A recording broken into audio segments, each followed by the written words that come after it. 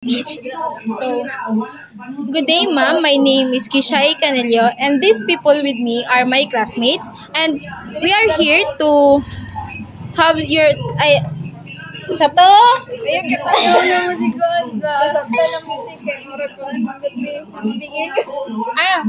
are here to use a brief portion of your time. Okay, balik. So, good day, ma'am.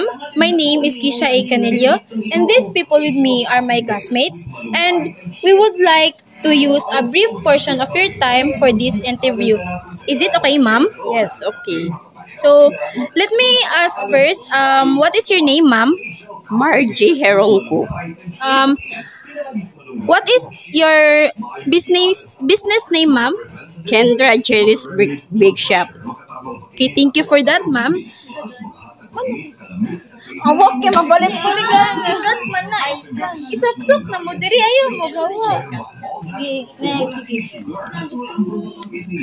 Go.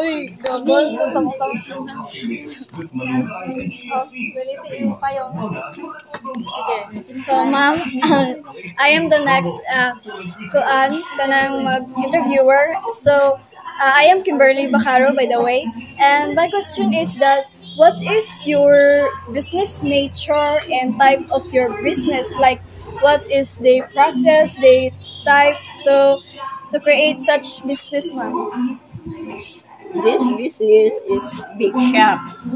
And then what we do to sell pandesal and then other items like Chinese pie, German, and so on. That's all. So what is your specific goal, ma'am, about establishing this kind of business, ma'am? Your goal? Your goal Yes. to help other people for her karang morning food karang prep mainit ana. Thank you, ma'am. Snacks hapon. Napon mi Chinese pie of shakoy every afternoon.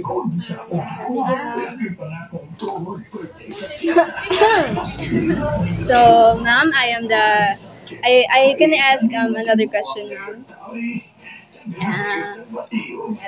So my question is, what are the most common communication issues, ma'am, or conflicts sa imong business? Like, unsay mo ang kanang mga problema sa imong business or imong ma-encounter every day or every Karang naay customer na karang halimbawa nag-react sila nga minsan kasi kay merong dumadapo na langaw ana ginabugaw na. So, unsa po yung mga ways nga imo ang